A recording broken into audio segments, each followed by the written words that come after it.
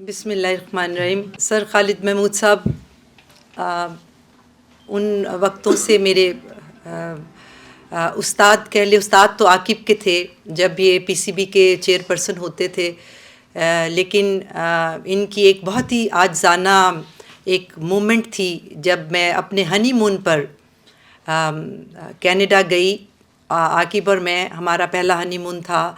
سہارا کپ چل رہا تھا. سر اس وقت پی سی بی کے چیئر پرسن تھے اور سارے کرکٹ ٹیم بڑی ان سے خائف بھی رہتی تھی. کھلاڑی بچ بچ کے نکلتے تھے.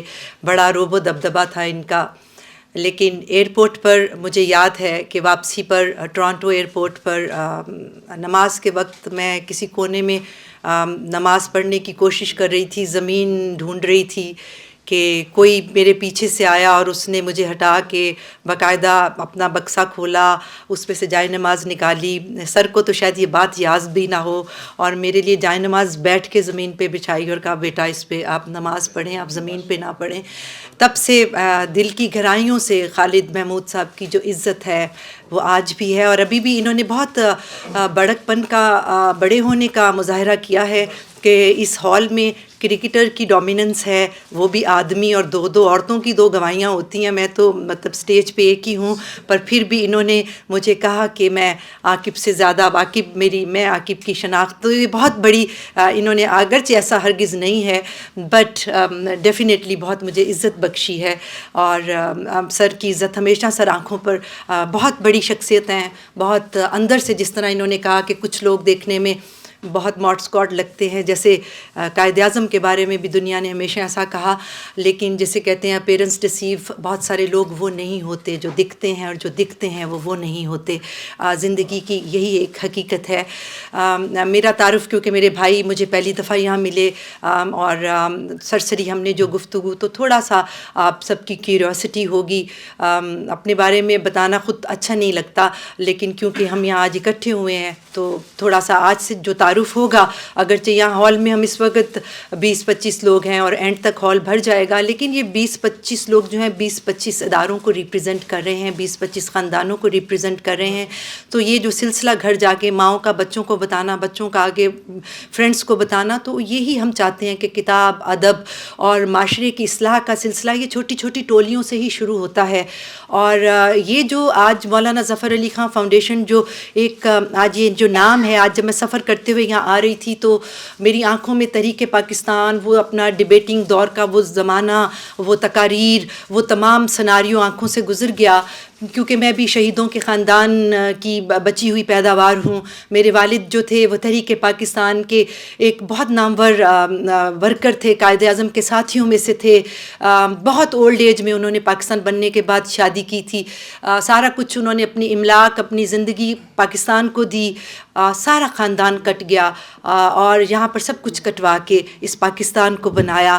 تو ان کی کتب ہیں 12-15 تحریک پاکستان کے اوپر. جب پڑھتے ہیں تو ہم آبدیدہ ہو جاتے ہیں. وہ اس دنیا میں نہیں ہے میرے والد، لیکن مولانا ظفر علی خان جیسی فاؤنڈیشنز کو زندہ رکھنا، ایسے لوگوں کو زندہ رکھنا جنہوں نے آج اس تپتے ہوئے صحرا میں، اس دنیا میں، اب فلسطین کا جو ہم حال دیکھ رہے ہیں، اس دور میں یہ جو ایک خطہ کاٹ کے دے دیا، اور جس خطے کے بارے میں آج کی نئی نسل کو کچھ پتہ ہی نہیں ہے. آج کل جو ہم دیکھتے ہیں تو میں سوچتی ہوں کہ کاش کہ ان کے آباء و اجداد نے، کاش ان کے والدین نے، کاش جو زمین کے حصے میں تھے، جو لاہور میں تھے یا اس پارٹ آف پاکستان میں تھے، کاش انہوں نے ان کو بتایا ہوتا کہ یہ زمین نہ ہوتی تو تم کہاں ہوتے. تم جس طرح پاکستان کے پرچم کی بے حرمتی کرتے ہو سیاسی جلسوں میں، جس طرح کہتے ہو یہ پاکستان ہے کیا، جس طرح تم سیاسی ریولری کے اندر سو کالڈ سیاستدانوں کے پیچھے لگ کے تم پاکستان کا جو تم ایک امیج مجروح کر رہے ہو، کاش کوئی ہوتا جو ان کو بتاتا. تو یہ جو ظفر علی خان فاؤنڈیشن جیسے ادارے ہیں، پھر بھی مجھے ایسے لگتا ہے کہ کہیں نہ کہیں انشاءاللہ فتح یاب ہم ہی ہوں گے. انشاءاللہ اس پاکستان کو بنایا بھی ہم نے ہے، بچائیں گے بھی ہم انشاءاللہ تعالی. میں پاکستان کے ادنا کارکن کی بیٹی ہوں. میں پاکستان کے ایک سرونگ بیٹے کی بیوی ہوں، اور میری شناخت یہ ہے کہ میں پاکستان کے لیے کچھ کرنا چاہتی تھی اور دل سے کرنا چاہتی تھی. میں نے اپنی تعلیم کینیڈا اور پاکستان کے درمیان حاصل کی. جب میں کینیڈا سے پڑھ کے پاکستان آئی اور میں نے اپنے گھر کے اندر کتاب کی بہت عزت دیکھی تھی. میں نے فیض احمد فیض، منیر نیازی، اشفاق احمد، بانو انٹی، یہ سب میرے والد کے دوست بھی تھے، کزنز بھی تھے. ہفتہ وار اسی طرح میں نے اپنے گھر کے ڈرائنگ روم پہ وہ محفلیں دیکھی تھیں. میں نے کتاب کی عزت کو اپنے گھر میں دیکھا تھا. سو آئی فیلٹ لائک کہ مجھے کتابیں لکھنی ہیں. اور کتابیں بھی کیا لکھنی ہے کہ مجھے کتابیں زیادہ تر انگریزی میں اس لیے لکھنی ہے کہ میں اپنا میسج گلوبلی دینا چاہتی تھی. میں چاہتی تھی کہ میں جو کچھ دنیا میں لکھوں کل کو اس کو ٹرانسلیٹ کرنے کی ضرورت نہ پڑے. اگرچہ اردو شاعری کی میری 7 کتابیں ہیں اور بڑے بڑے نامور اردو ناقدین نے، بڑے بڑے استادوں نے اس پر بہت اعلیٰ تبصرہ کیا ہوا ہے. بہت ساری قوالیوں کا حصہ ہے میرا کلام، بہت پاورفل کلام ہے میرا اردو کلام بھی. لیکن اردو ناول میرے انگلش ناول میرے 6 سے 7 دنیا میں پبلش ہوئے. ہسٹوریکل ناول تھے، ویمن رائٹس پر تھے، بیسٹ سیلر ہوئے امیزون پہ. ویمن رائٹس اور عورتوں کے لیے میں نے آواز اٹھائی اپنے ناولز میں. بٹ آج کے اس دور میں میری صوفی اسلامک پوئٹری جو پوری دنیا کے کرٹکس نے انگلش پوئٹری کو خود بخود ہی وہ دھارا بن گیا. خود بخود بھی میں اس قابل نہیں، پر لوگوں نے حضرت رومی سے میرے کلام کو ملوایا، انہوں نے سعدی سے میرے کلام سے ملوایا، گورے نے اس پہ تبصرے کیے. بنتے بنتے آج میں 3 سالوں میں اللہ نے مجھے ایسا انعام کیا کہ میں نے 60 کتابیں انگلش شاعری کی دنیا کو دیں. اور میں 3 سال سے پاکستان کی ہائیسٹ ان ببلیکل ہوں.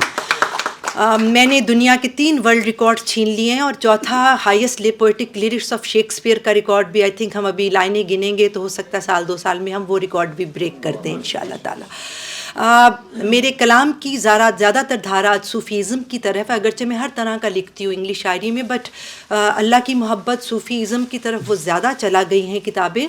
اور ابھی ریسنٹلی جو میں نے ایک بہت بڑا کام جو میں سمجھتی ہوں جو میری ادنا ذات کے لیے ایک بہت بڑا کام ہے، جس کو کرنے کے بعد مجھے لگتا ہے کہ شاید میری مقصدیت پوری ہو جائے گی، کہ میں نے اسلامک ہسٹری کو دنیا میں پہلی دفعہ انگلش شاعری میں لکھا ہے.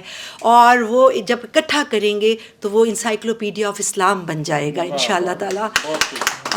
اس میں ایک کتاب ہے ڈیزرٹ ڈیون اینڈ ڈیوائن، جس کا لانچ اگلے مہینے سے ہم شروع کر رہے ہیں. وہ اباؤٹ کلچر آف اسلام ہے، تمام ہسٹری، کیمل، کھجوریں، اونٹ، مکہ، خانہ کعبہ چیزیں، وہ تمام. ڈیزرٹ ڈیون اینڈ ڈیوائن جو ہے وہ کلچرل ہیریٹیج کے اوپر ایک بہت بڑی شاعری کی کتاب ہے. 99 میریکل آف لو، اللہ تعالیٰ کی کہ 99 نیمز کے اوپر کتاب ہے. قرآن کی روشنی پہ اس پہ شاعری کی ہے. اور سب سے بڑا میرا کام جو کتاب ابھی پبلش ہو رہی ہے، آخری مراحل میں ہے، وہ ہے کتاب biography of the last messenger of Allah Muhammad. اس کتاب کے اندر تمام وارڈز، تمام history of Islam, pre Islamic era, وہ سب کچھ آ جائے گا. اور جب ہم ان 3 کتابوں کو اکٹھا کریں گے تو encyclopedia of Islam first ever in English poetry form دنیا کو ہم پیش کریں گے پاکستان کی.